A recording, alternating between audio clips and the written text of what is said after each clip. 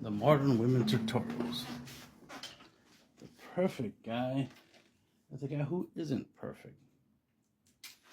Because there's ladies out here that have standards, high standards, and that's fine. The thing I don't like is when ladies have high standards and then they don't keep up to those high standards. So they always end up with a guy that they later on complain or regret, or they just don't treat them good. It's like, well, you chose to be with a guy that doesn't meet your standards. You would think your standards supposed to be the thing that disqualifies any guy who isn't the right guy. So if you meet the guy who meets your standards, then he's the right guy. So then you should have no complaints. You should be you should be happy, and be living happily ever after, right? But the thing I notice is ladies have standards that actually disqualify a lot of good quality dudes, right? And then all there's left is the shitty guys, and then y'all complain about there ain't no good men. It's like, but you have a standard, which is supposed to be literally a list of qualities that makes a guy a good man. And for you to say, oh, there ain't no good men because of what? Because you didn't meet guys who meet your standards, or we know a lot of times there are guys that meet your standards. They're just not interested in you. You don't meet up. You don't qualify for them. You don't meet up to their standards. So these guys who meet your standards, they're out of your league. So this is why I want to point out the fact that y'all ladies have to lower your standards, because your standards makes no sense. It only disqualifies good quality options. Because if, let's say you're fishing, right, you can catch the type of fish you want better. You have a better chance of catching the fish you want if you use a wider net than if you use a smaller net, right? If you use a variety of baits than just the same old bait, right? So if you want a rich guy, the way you get him is not the same way you get a poor guy or a guy who has an average job. Their standards are different. And when it comes to like a guy who meets your standards, a guy you think is great and perfect, he already has options. He already has probably multiple girlfriends.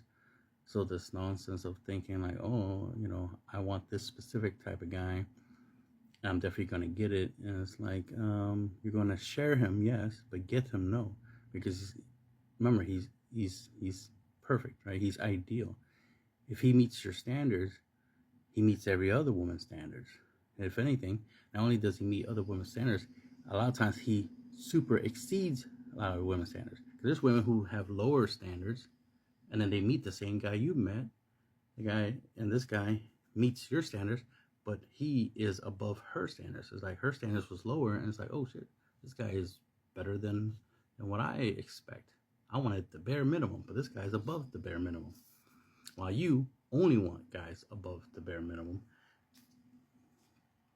But because this guy who's above the bare minimum has more than one option, you're not the only option he has. He has another option. He's more likely going to be like, okay, I meet your standards. I'm what you ideally want, but I'm more than what she wanted.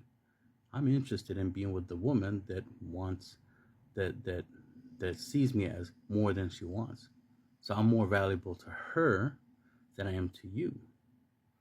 Now in your mind, you're like, no, you're just as equally as valuable to me, or you're more valuable to me because you're what I want. You are above what she wants. She wants less. So clearly I want you more.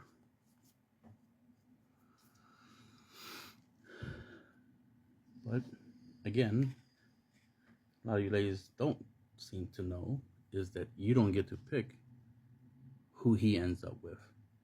You can want him. You can have a whole list that describes him, the ideal guy, but he gets to choose if he wants you or not. The ultimate decision maker in men and women getting together is men. When it comes to sex, yeah, that's up to you ladies. Y'all are in control of sex, but guys are always in control of who they're going to be friends with, who they're going to be in a relationship, who they're going to marry, who they're going to reproduce with on purpose, not by accident, right? Who they, give a fuck about, who they care about, right? Because guys inherently tend to be selfless more than they are selfish. So when the guy's selfless, he's obviously going to be picky on who he's going to choose when he is going to be selfless. Because when a guy chooses a woman, it's because he plans to be selfless, right? For a relationship, when a guy chooses a woman for marriage or relationship, it's because he plans to be selfless. A selfish guy doesn't care. He doesn't care about relationships. He doesn't care about marriage. He's just sex and, living his best life. That's all he cares about. And that's what typically fuckboys are. That's why we give you ladies the advice that y'all need to pick guys based off of who they are on the inside. That they're a good person, and then worry about how they look. Because clothes, right, haircuts, gym, money, these types of things can drastically improve a guy's sexual appearance, a guy's attractiveness. So y'all don't. So that's why it's nonsense for ladies to be like, I have to be attracted to the guy in order to date him. You can make him attractive. You can make him the perfect guy for you. But the first thing you gotta pick, which is the logical thing to do, is to pick him based off his personality, and then improve his outside. A lot of you ladies like to decorate things. They like to customize things, and guys do too. So it makes no sense to be like, no, I want a guy who's already looks a certain type of way, who already acts a certain type of way. It's like, okay, you want to do that, go ahead. But here's the thing: if you pick guys based off of the way they look and the way they act, and those relationships don't work, then you need to try something different, which is you pick a guy based off his personality, and then present the idea of him changing his looks, him changing his personality. Because a lot of you ladies pick the bad boys, a guy who looks good, and then try to make him a good guy. Try to get him to be sweet and romantic. It's like, no, pick a guy who's already sweet and romantic, and then get him to dress up like a bad boy. Because dressing up like a bad boy or looking like a villain, right? That's just aesthetics. That's just an outward appearance. Y'all ladies already know about outward appearance. That's why y'all wear makeup. Because y'all want how y'all look on the outside to be different than who you are on the inside. Right? Guys can do the same thing. You can make a good boy look bad, just like you can make a bad boy look good, but he won't be good. So if you want a good bad boy, you need to get a good guy and make him look like a bad boy. Get a hero and make him look like a villain. And that's how you'll get your good bad boy, right? But a lot of y'all ladies don't think that. Y'all just like, no, why can't the guy that I want be good to me and be awesome? Because that's not who he is. He has to be good to you and awesome to be good to you and awesome. Logically. Looking good and whatnot, that's subjective. And then, looks fade and whatnot. Because what if you do get the good looking guy?